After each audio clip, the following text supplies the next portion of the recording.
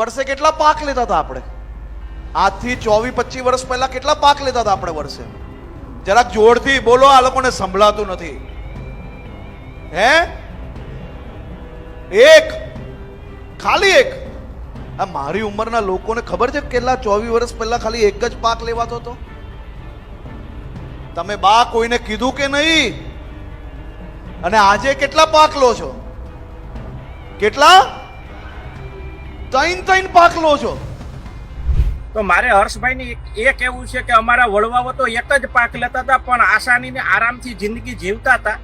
અત્યારે અમે 3 પાક લઈએ છીએ, પણ અમારું ભેગું નથી થતું, અમને પરવડતી નથી ખેતી. કારણ કે પહેલા અમારે 20 રૂપિયા મણ ઘઉંનો ભાવ હતો ને, તોય અમારા ખેડૂતના દીકરાને દીકરી દેવા તૈયાર હતા. કારણ કે ત્યારે 180 રૂપિયા તોલા સોનાનો ભાવ હતો. હર્ષભાઈ, એટલે તમે જરાક ડીપમાં જાઓ, ઊંડાણમાં જાઓ અને ખેડૂતની આવી ઠઠ્ઠા મશ્કરી ન કરો. ભારતીય જનતા પાર્ટીની સરકારને કાંઈ અભ્યાસની ખબર ન હોય ને સીધા તમે કૂદી પડો કે પહેલા કેટલા પાક લેતા હતા ને અત્યારે કેટલા પાક લઈ છીએ. અમે હર્ષભાઈ અત્યારે એક પાક લેવા તૈયાર છીએ, પણ અમને માલના ભાવ આપો. પહેલા વર્ષે કેટલા પાક લેતા હતા આપણે? આજથી 24-25 વર્ષ પહેલા કેટલા પાક લેતા હતા આપણે વર્ષે? જરાક જોરથી બોલો, આ લોકોને સંભળાતું નથી.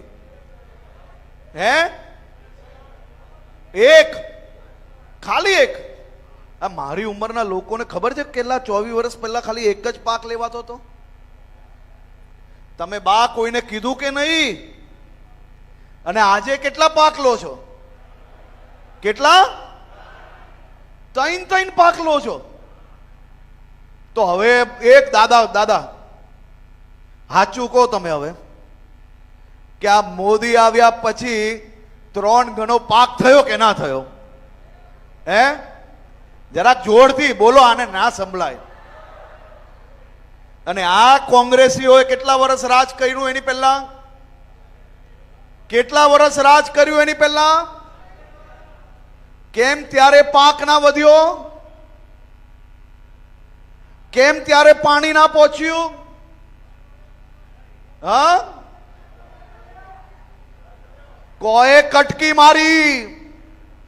એ કટકી કોએ મારી એનો સવાલ પૂછવો જોઈએ. તો આજે વિચારો કે ખેડૂતોની 3 પાક જો મોદી સાહેબે 24 વર્ષમાં પહોંચાડ્યો હોય તો એના પહેલાના 65-70 વર્ષ સુધી રાજ કરનાર લોકો જો આની ઉપર કામગીરી કરતે તો આજે આપણી આવકમાં કેટલો મોટો બદલાવ આવતે એ આપણે 100% પોતાની જાતને પૂછવું જોઈએ. મિત્રો, હું છું કમલેશ પાનસુરિયા, આમ આદમી પાર્ટી, માણાવદર વિધાનસભા.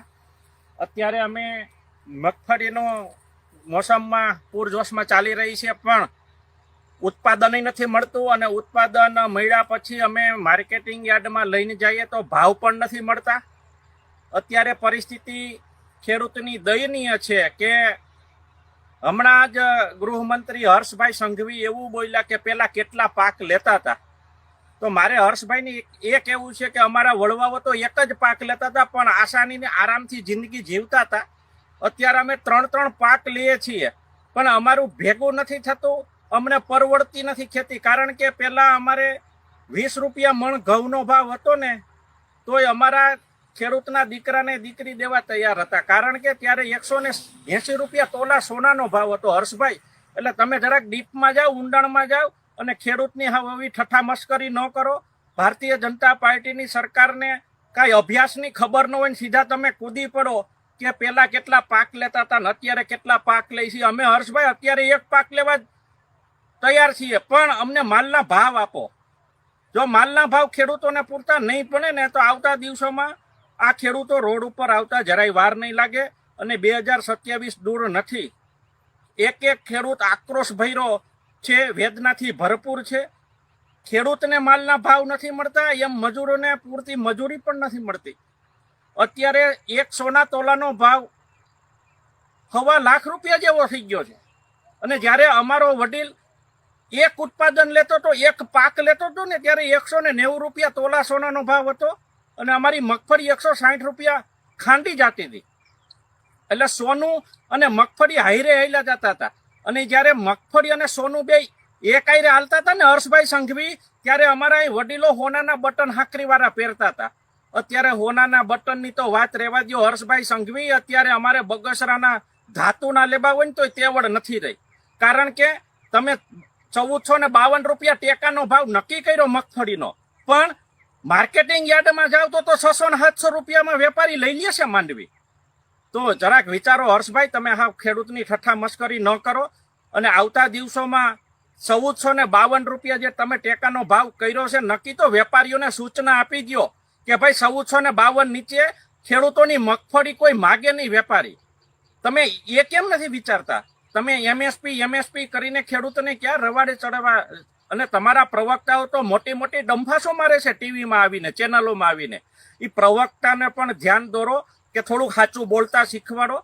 આ હિન્દુ અમે છીએ, હિન્દુના નામે તમને મત આપી અને અત્યારે 30-35 વર્ષથી તમારી સરકાર બનવા જઈ રહી છે. અને અટાણે હિન્દુ જ દુઃખી છે, ખેડૂત નામનો હિન્દુ જ દુઃખી છે. તો ખેડૂતોને પૂરતા ભાવ મળે એવી આશા અને અપેક્ષા.